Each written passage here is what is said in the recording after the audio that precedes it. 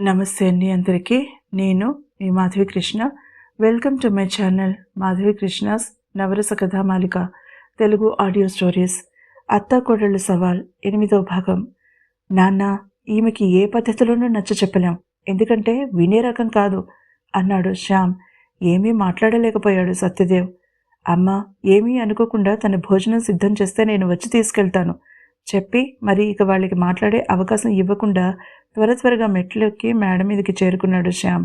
నన్ను వదలండి, పోరాడే శక్తి లేక నీరసంగా డిమాండ్ చేస్తుంది బృంద. అతనేం మాట్లాడలేదు. ఆమెని గదిలో దింపి ఆమె ఎదురుగా చేతులు కట్టుకుని నిలబడ్డాడు. నన్ను తప్పుకు వెళ్ళగలిగితే వెళ్ళు సవాల్ విసిరాడు శ్యామ్. బృంద అతని వైపు తీవ్రంగా చూసి విసురుగా అతన్ని దాటుకుని వెళ్ళబోయింది. నడుము కింది భాగం కదలనని మొరాయించడంతో ఆమె నోటి వెంట బాధాకరమైన మూలుగు బయటకొచ్చింది. అమ్మా! ఒక్క అంగలో ఆమెని చేరుకున్నాడు శ్యామ్. ఆమెని చేతుల్లోకి ఎత్తుకుని మంచం మధ్యలో సున్నితంగా పడుకోబెట్టాడు. ఆమె నిస్సహాయంగా కళ్ళు మూసుకుంది. అప్పుడప్పుడు మన వాళ్ళ నుంచి సహాయం తీసుకోవడం నిస్సహాయత అవ్వదు బృంద, ఆప్యాయత పంచుకోవడం అవుతుంది చెప్పి వెనక్కి తిరిగాడు శ్యామ్. మీకు నిజంగా అలా అనిపిస్తోందా, లేక నేను మీ అంతస్తు చూసి మీ అమ్మగారిని మోసం చేస్తున్నానని అనిపిస్తోందా? ఎందుకంటే తాగినప్పుడు లేదా మనిషి ఆవేశంలో ఉన్నప్పుడు మనసులో దాగి ఉన్న నిజాలే బయటకొస్తాయి. అలా కళ్ళు మూసుకునే నీరసంగా అంది బృంద. అతను మెల్లగా ఆమె వైపు తిరిగాడు. నేను ఆ మాట నిన్ను అనడం తప్పు, నన్ను క్షమించు బృంద. నా అభిప్రాయాలు నావి, అలాగని మాటలతో నిన్ను బాధపెట్టే హక్కు నాకు లేదు. నేను ఆప్యాయత అన్నది అమ్మా నాన్నల గురించి, నా విషయం కాదు చెప్పి వెళ్ళిపోయాడు శ్యామ్. అతని మాటలు ఆమెకి చివుక్కుమనిపించినా అతని నిజాయితీని మెచ్చుకోకుండా ఉండలేకపోయింది బృంద. మనసులో ఒక మాట బయటకు ఒక మాట చెప్పేవాళ్ళని ఆమె భరించలేదు. నువ్వంటే నాకు సదాభిప్రాయం లేదు అని మొహం మీద చెప్పేవాడు నయం, మంచితనం ముసుగు వేసుకుని కుతంత్రాలు చేసేవాడి కన్నా అనిపించింది బృందకి. సాయంత్రానికి ఈ నొప్పి కొంచెం తగ్గితే అప్పుడు చూసుకోవచ్చని అనుకుంది బృంద. కిందకి వెళ్ళిన శ్యామ్ పావుగంటలో తిరిగి వచ్చి ఆమెను లేపి కూర్చోబెట్టాడు. ఆమె ముందు ట్రేని ఉంచి ఆమె భోజనం చేశాక మందులు ఇచ్చి ట్రేని తీసుకుని కిందకి వెళ్ళిపోయాడు. ఒక్క మాట కూడా మాట్లాడలేదు. ఆమె కూడా అతన్ని మాట్లాడించే ప్రయత్నం చేయలేదు. అతనికి దూరంగా ఉండడానికి నిశ్చయించుకుంది. అతను వెళ్ళిపోయాక మెల్లగా మంచం మీద ఒక పక్కకి తిరిగి పడుకుని ఆలోచనలో పడిపోయింది బృంద. తనదే ఒక రకమైన దయనీయమైన ఒంటరి బ్రతకనుకుంటే పల్గొని పరిస్థితి ఇంకా దారుణం. ఆమెకి భర్త కొడుకు ఉన్నారు, అరచేతుల మీద ఆమెని నడిపిస్తారు. కానీ ఆవిడికి ఉన్న జబ్బు గురించి తెలిస్తే ఆమెని అంగీకరిస్తారా? సత్యదేవ్ క్రిమినల్స్ పాలిట సింహస్వప్నం. అలాంటిది తన ఇంట్లో ఒక క్రిమినల్ ఉందని తెలిస్తే ఎలా స్పందిస్తాడు? ఆలోచిస్తూనే నిద్రలోకి జారుకుంది బృంద. కింద తన గురించి వాడి వేడి చర్చ జరుగుతోందని తెలిస్తే అంత ప్రశాంతంగా నిద్రపోయేది కాదేమో బృంద. ఫల్గుణి, మతి లేకుండా మాట్లాడుకో. తమ గదిలో రైటింగ్ టేబుల్ దగ్గర కూర్చుని తలపైకెత్తి అన్నాడు సత్యదేవ్. సత్య, ఒక్కసారి నీ బుర్రని పోలీస్ బుర్రలా కాక తండ్రి బుర్రలో ఉపయోగించి ఆలోచించు. వాళ్ళని గమనించు. నీకు నేను చెప్పింది సరైనదవునో కాదో తెలుస్తుంది బ్రతిమాలుతున్న ధోరణిలో అంది ఫల్గుణి. సత్యదేవ్ చిన్నగా నిట్టూర్పు విడిచి మెల్లగా లేచి నిలబడ్డాడు. పల్లు, నీ బాధ నాకు అర్థమైంది, కానీ శ్యాము ఇంకా రెడీగా లేడు. ఆమె భుజం మీద చేతిని వేసి మృదువుగా అదుముతూ నచ్చ చెప్పడానికి ప్రయత్నించాడు. వాడి మీద వదిలితే జీవితాంతం వాడు రెడీ అవ్వడు సత్య. శరీరానికి తగిలిన గాయం కొన్నాళ్ళకి మానుతుందేమో కానీ మనసు గాయం ఎప్పుడూ పచ్చిగానే ఉంటుంది. అది మరిపించే తోడు ఉంటే మానుతుంది. శ్యామ్ బృందల మధ్య కెమిస్ట్రీ నువ్వు గమనించలేదని నేను అనుకోను. నీ కళ్ళు చాలా షార్ప్ అన్న విషయం నాకు తెలుసు. అతని కాలర్ సవరించి షర్ట్ బటన్ సరిచేస్తూ చెప్పింది ఫల్గుణి. దేవిగారికి ఇవాళ నా చూపులు చురుకుదనం గుర్తొచ్చినట్టుంది ఎందుకో అంటూ ఆమెని దగ్గరికి లాక్కున్నాడు సత్యదేవ్. ఫల్గుణి చిన్నగా నవ్వింది. మర్చిపోలేదు సత్య, నువ్వు డ్యూటీలో ఉన్నా కూడా నీ చూపులు నన్ను వెంటాడుతూనే ఉంటాయి. ఒక క్షణం పాలిపోయిన మొహాన్ని మరుక్షణం నవ్వుతో నింపేసింది ఫల్గుణి. సత్యదేవ్ మాట్లాడలేదు, ఆలోచనలో పడిపోయాడు. వేడిగా ఉన్నప్పుడే కదా ఇనుము మీద సమ్మెట దెబ్బ పడవలసినది. బృంద మంచి అమ్మాయి, ఆలోచన ఉన్న అమ్మాయి. శ్యామ్ దూకుడికి బృంద సౌమ్యత ఆలోచన సరిపోతాయి. శ్యామ్ అంటే భయపడదు బృంద. అతని కళ్ళలోకి చూసి ఆశగా చెప్పింది ఫల్గుణి. ఇక్కడ ఫల్గుణి గురించి మనం తెలుసుకోవాల్సిన ముఖ్యమైన విషయం ఒకటి ఉంది. తన రహస్యం బృందకి తెలుసు కాబట్టి ఆమెను తన కోడలుగా చేసుకోవాలన్న తలంపు ఆమెలో ఈషన్ మాత్రం కూడా లేదు. శ్యామ్ గాయపడిన మనసుకి బృంద మంచి మనసు దివ్యౌషధం అవుతుందని బలంగా నమ్మింది. వాళ్ళు పక్కపక్కన కూర్చున్న ఆ క్షణం ఫల్గుని బృంద ఒంటరితనం శ్యామ్ తోడుతో పోగొట్టచ్చని తాపత్రయపడింది. కొడుకు జీవితం ఒక గాటన పడుతుందని ఆశపడింది. ఒంటరి ఆడపిల్లకి తోడు దొరుకుతుందని ఆలోచించింది ఫల్గుని. అదే ఆమె మనసు. సత్య, లేనిది బలవంతంగా మనం శ్యామ్ మీద రుద్దమని నేను అనడం లేదు. వాడి మనసులో కొంచెమైనా ఆమె మీద అనురక్తి లేకపోతే అలా ఆమెని మన ఎదురుగా మేడ మీదకి తీసుకువెళ్తాడా? ఎప్పుడైనా ఏ ఆడపిల్లతో అయినా అంత రూఢిగా ప్రవర్తించాడా? అది కూడా మన ముందు? భర్తని అడిగింది ఫల్గుని. భార్య మాటలలో లాజిక్ ఉంది, కానీ శ్యామ్ ఆడపిల్ల విషయంలో ఒక నిర్ణయానికి అంత త్వరగా రాడు. తాము తొందరపడితే బృంద శ్యామ్ కోపానికి బలైపోతుందేమోనని ఆలోచిస్తున్నాడు సత్యదేవ్. సత్య, మనం తొందరపడద్దు. వాళ్ళకి సమయం ఇద్దాం. ఒకరితో ఒకరు సమయం గడపని. దగ్గరికి చేరితే ఎలా స్పందిస్తారో చూద్దాం. శ్యామ్కింత ఇష్టం చూపిస్తే మాట్లాడడం, లేకపోతే లేదు, నచ్చ చెప్పింది భర్తకి ఫల్గుని. ఆ క్షణం సత్యదేవికి కూడా బృంద శ్యామ్ మనసులో గాయాన్ని మాంచగలిగే సామర్థ్యం ఉన్న అమ్మాయి అని అనిపించింది. సరే, నీ మాటని నేనెప్పుడూ కాదనలేదు పల్లు. కానీ మన వల్ల కానీ శ్యామ్ వల్ల కానీ బృంద మనసు గాయపడకూడదు. ఆడపిల్ల మన వల్ల కన్నీరు పెట్టుకుంటే మనకి మంచిది కాదు, చెప్పాడు సత్యదేవ్. ఫల్గుని ఆనందంగా భర్తని గట్టిగా కౌగిలించుకుంది. తన పనిలో బిజీ అయిపోయి భార్యని పూర్తిగా నిర్లక్ష్యం చేశాడని ఆమె ఆ గాఢమైన స్పర్శలోనే అర్థమైంది సత్యదేవ్కి. చాలా రోజుల తర్వాత తన వర్క్ని పక్కన పెట్టి ఫల్గుణిని తన చేతుల్లోకి ఎత్తుకున్నాడు. సత్య, బయట శ్యామ్ ఉన్నాడు. సిగ్గు, ఆనందం, భయం కలిసిన కంఠంతో హెచ్చరించింది ఫల్గుణి. సత్యదేవ్ నవ్వాడు. అప్పుడైనా ప్రేమ అనే ఒక భావం ఉందని తెలుసుకుంటాడు, చెప్పాడు సత్యదేవ్. అందంగా సిగ్గుపడింది ఫల్గుణి. రాత్రి భోజనాల దగ్గర తల్లి మొహం వింతగా మెరుస్తుంటే ఆశ్చర్యపోయాడు శ్యామ్. అమ్మా, మంచి వార్త విన్నావా? ఏమైనా పిన్ని కాల్ చేసిందా లేక మామయ్య? అడిగాడు కుతూహలంగా. సిగ్గుతో మొహం ఎర్రబడిపోయింది ఫల్గునికి. అవేవీ కాదు. భర్త ఐ లవ్ యూ అని భార్యకి అప్పుడప్పుడు చెప్తూ ఉంటే ఇలా అందంగా ఆనందంగా ఉంటుంది, వెనక నుంచి వచ్చి భార్యని దగ్గరికి తీసుకుంటూ అన్నాడు సత్యదేవ్. ఓహో, ఈరోజు రొమాంటిక్ సినిమా చూపించాలని అనుకుంటున్నారా? సరే కానివ్వండి, నవ్వుతూ అని గబగబా భోజనం ముగించి బృందకి యథాప్రకారం ట్రేలో సర్ది ఆ ట్రేతో తన పాల గ్లాస్ పెట్టాడు. ఆ పిచ్చికి తిండేంటి శ్యాము? అడిగింది ఆశ్చర్యంగా కొడుకుని. కడుపు ఫుల్గా ఉందమ్మా, గారంగా అన్నాడు శ్యామ్. కనీసం పాలు తాగేసెళ్ళు, అంది ఫల్గుణి. మీ మధ్య నేనెందుకు? పానకంలో పుడకలాగా మీరిద్దరూ ప్రేమగా గోరుముద్దలు తినిపించుకోండి. తల్లి చెంప మీద ముద్దు పెట్టి తండ్రి నుదుటి మీద చిన్నగా తన నుదురుతో 2 సార్లు ఢీకొట్టి నవ్వుతూ అక్కడి నుంచి జారుకున్నాడు శ్యామ్. సత్యదేవ్ కొన్ని క్షణాలు భావావేశంతో మాట్లాడలేకపోయాడు. సాధారణంగా ఎదిగిన తర్వాత ఆడపిల్లలు తమ ప్రేమని తరచుగా రకరకాలుగా తెలియజేస్తారు. కానీ మగపిల్లలు, అందులోనూ శ్యామ్, చాలా అరుదుగా బయటపెడతాడు. తల్లి మొహం చాలా రోజుల తర్వాత అంత ఆనందంగా ఉండడం చూసిన శ్యామ్ అందుకు కారణమైన తండ్రిని చూసి భావావేశానికి లోనయ్యాడని తెలియదు సత్యదేవ్కి. ఏదేమైనా పనితో పాటుగా నా ముద్దుల భార్య కూడా నాకు ముఖ్యమని అర్థమైంది.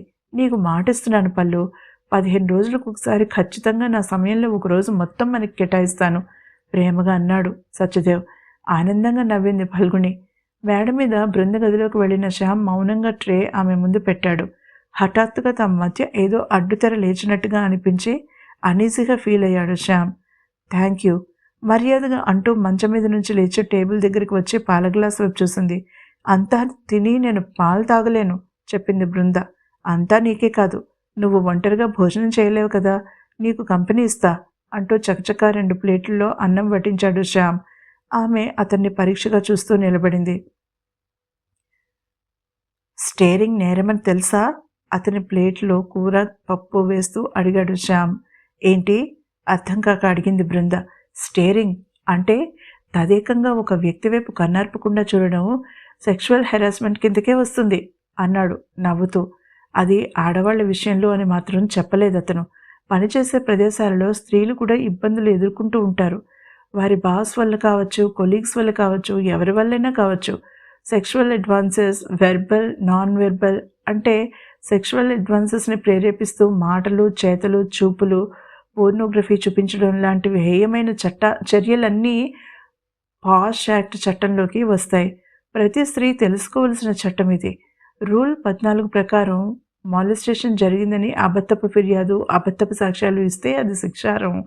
అవేమీ చెప్పలేదు శ్యామ్ ఆమెకి. ఆమె చప్పున చూపు తిప్పుకోవడం చూసి నవ్వుకున్నాడు. మీకు స్ప్లిట్ పర్సనాలిటీ ఉందా? కొంత సమయం గడిచాక అడిగింది బృంద. ఆమెతో కబుర్లు చెప్తూ ప్లేట్లు సర్దుతున్న అతను ఉలిక్కిపడి చూశాడు ఆమె వైపు. ఏం లేదు. ఒక్కొక్కసారి నన్ను ఒక పురుగు కింద తీసి పారేస్తారు. ఒక్కొక్కసారి మంచి స్నేహితుడిలా కబుర్లు చెప్తారు. ఏది నిజం, ఏది అబద్ధం? నాకు అయోమయంగా ఉంది. సాలోచనగా అంది బృంద. నాకు కూడా ఒక క్లారిటీ లేదు బృంద. నీ ఎదురుగా ఉంటే నీ నుంచి దూరంగా వెళ్ళిపోవాలని అనిపిస్తుంది. నా ఆలోచనల్ని డిస్టర్బ్ చేస్తున్నావు. నాకంటూ కొన్ని నియమాలున్నాయి. వాటిని బ్రేక్ చేసేలా చేస్తున్నావు. ఏదో ఆకర్షణ ఉంది నీ కళ్ళలో. అది నన్ను నీ వైపుకు లాగుతోంది బృంద. ఆ నిశ్శబ్దంలో అతని కంఠం మంద్రస్థాయిలో వినసొంపైన మెలడీలో ఉంది. ఆమె గుండె జల్లుమంది అతని మాటలకి. సంతోషం తళుక్కున మెరిసింది. కానీ అతని తర్వాతి మాటలకి ఆమె మనసు టచ్ మీ నాట్ పువ్వులా ముడుచుకుపోయింది. అందుకే నువ్వంటే కోపం బృందా నాకు. నాకు ఎలాంటి రిలేషన్ వద్దు. బంధంలో ఇరుక్కునే సహనం, ఓపిక లేవు నాలో. గాయం చాలా లోతుగా అయింది. అది మానుతుందో లేదో నాకు తెలీదు. ఆ గాయం నాలో ఉన్న అనుమానాలు, సందేహాలు, భయాలను అంతకంతకు ఎక్కువ చేస్తుందే కానీ తగ్గించడం లేదు. అలాంటి పరిస్థితుల్లో నా జీవితంలోకి నీలాంటి అమ్మాయిని నేను ఆహ్వానించలేను చెప్పాడు శ్యామ్. అందమైన రాగాన్ని పలుకుతున్న వీణ తీగ హఠాత్తుగా తెగిపోయి మూగిపోయినట్టుగా స్తబ్దుగా మారిపోయింది బృంద మనసు. తన మాటలతో ఆమె మనసుని గాయపరిచాడని అర్థమైంది శ్యామ్కి. ఉహ్ అని ఎవరో ఊదేసినట్టుగా ఆమె కళ్ళలోని వెలుగు ఆరిపోయింది. అపరాధ భావన అతని మనసులో ఇంతింతై వటుడింతై అన్నట్టుగా పెరుగుతూ పోయింది. నిర్దాక్షిణ్యంగా ఆ భావనని అణిచేశాడు శ్యామ్. ఇదే మంచిది.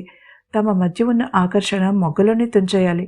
ఆమె ఆశలు పెంచుకునే ఉంటే తన తప్పు కాకపోయినా అనవసరంగా ప్రోత్సహించిన వాడవుతాడు. ఆమె ఏమీ మాట్లాడలేదు. శ్యామ్ మౌనంగా ఆమెకు పాల గ్లాస్ అందిస్తూ పక్కన నవ్వాడు. ఎదుటి మనిషిని హర్ట్ చేసి అంతలోనే అలా ఎలా నవ్వగలుగుతున్నాడో బృందకి అర్థం కాలేదు. మీకు స్ప్లిట్ పర్సనాలిటీ ఉంది ఖచ్చితంగా, కసిగా అంది అతని చేతిలో నుంచి పాల గ్లాస్ అందుకుంటూ. సిచ్యువేషన్లో ఐరనీ గమనించావా అడిగాడు శ్యామ్. గ్లాస్ని పెదాలకి ఆనించుకోబోతూ ఏంటన్నట్టుగా కళ్ళతోనే ప్రశ్నించింది. అతనేమీ మాట్లాడలేదు. ఆమె చేతిలో పాల గ్లాస్ వైపు చూసి ఆమె కళ్ళలోకి చూశాడు. 2 నిమిషాల తర్వాత కానీ ఆమెకి అతని భావన అర్థం కాలేదు. కోపంగా చూసింది అతని వైపు.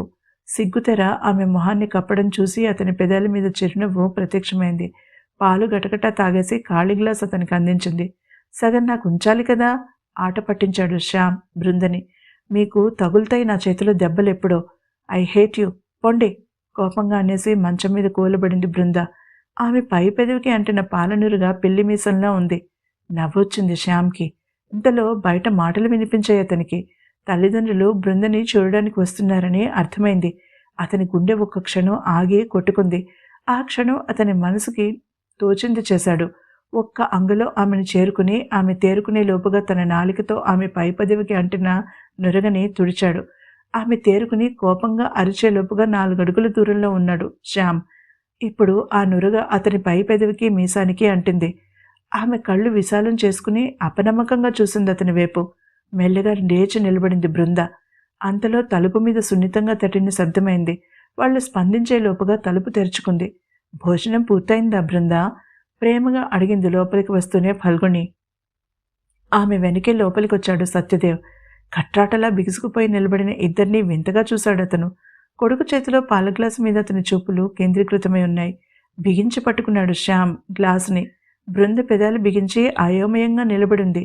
శ్యాము, చిన్నప్పటి నుంచి ఈ అలవాటు పోలేదు కదా నీకు మురిపెంగా అంటూ అతని పెదవి తొడవబోయింది ఫల్గుణి. అమ్మా తేరుకున్న అతను చటుక్కున్న తన నాలుకతో ఆ పాలనీరుని నోట్లోకి తీసుకున్నాడు. పక్కన నవ్వింది ఫల్గుణి. చిన్నప్పటి నుంచి అంతే వీడు బృంద. పాలు తాగమంటే మొహం చిట్లించేవాడు. బలవంతంగా తాగిస్తే ఇలా పిల్లి మీసాలేసుకుని తిరిగేవాడు. ఆ అలవాటు ఇప్పటికీ పోలేదు చెప్పింది నవ్వుతూ. అమ్మా, తల్లిని ఆపడానికి అతను చేస్తున్న ప్రయత్నమంతా బూడిదలో పోసిన పన్నీరైంది. ఆమె చెప్పుకెళ్ళిపోతోంది. బృందమోహంలో రంగులు మారిపోతున్నాయి. శ్యామ్ వైపు కోపంగా చూసింది. అతను చప్పున చూపు తిప్పుకున్నాడు. కొంతసేపు ఆమె ఆరోగ్యం గురించి ఆరా తీశాక భార్యాభర్తలు బయటికి నడిచారు. శ్యాము, వస్తున్నావా అడిగాడు సత్యదేవ్. వస్తున్నా, 2 నిమిషాలు నాన్న ట్రే సర్దుతూ జవాబిచ్చాడు శ్యామ్.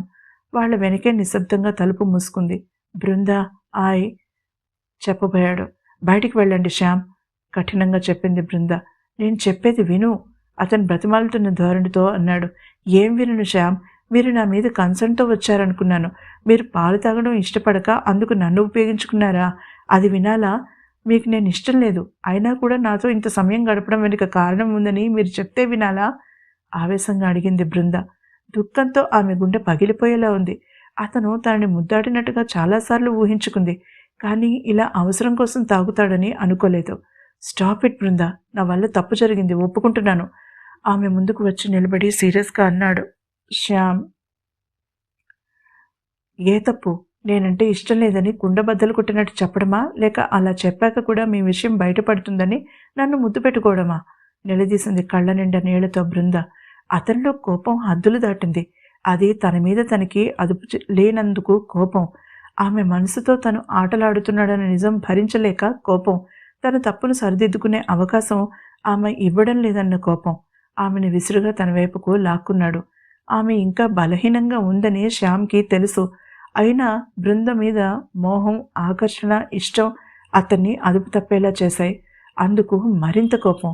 ఆవేశంగా ఆమె పెదవులని తన పెదవులతో మూసేశాడు. ఆమె అతని నుంచి దూరం జరగడానికి ప్రయత్నించింది. బలం సరిపోలేదు. అతని పెదాలు ఆమె కింది పెదవిని తమలోకి లాక్కున్నాయి. అతని కోరమిసం ఆమె పై పెదవిని గిలిగింతలు పెట్టింది. అక్కడితో ఆమె పోరాటం ఆగిపోయింది. ఆమె చేతులు మెల్లగా అతని భుజాల మీదకి చేరుకున్నాయి ఆసరా కోసం. అతని కుడి చెయ్యి ఆమె నడుమును చుట్టుకుంది కొండ చెలువలాగా. అతని ఎడమ చెయ్యి ఆమె వెన్ను మీదుగా ఆమె తల వెనుక భాగం మీద ఆనింది. ఆమె ప్రమేయం లేకుండానే తన నాలికని బయటికి చాపి అతని పై పెదవిని తాకింది. కోరికని అదుపు చేసుకునే ప్రయత్నంలో అతని కనుబొమ్మలు ముడుచుకున్నాయి లిప్తకాలం. మరుక్షణం అతని చేతులు ఆమెని బలంగా తన వైపుకు అదుముకున్నాయి. ఆమె చిన్నగా కేక వేయడంతో స్పృహలోకి వచ్చాడతను. తనకి తెలియకుండానే ఆమె గాయం రేపాడని అర్థమైంది శ్యామ్కి. మెల్లగా ఆమెకి దూరం జరిగాడు. ఇప్పుడు అమ్మ ఇక్కడ లేదు. పాల గ్లాసు మన మధ్య లేదు. ఎవరి దగ్గర ఏదీ దాచవలసిన పని లేదు బృంద. నాకు నువ్వు కావాలి. అది ఈ పాటికి అర్థమయ్యే ఉంటుంది అన్నాడు శ్యామ్. ఆమె మొహం సిగ్గుతో కందిపోయింది.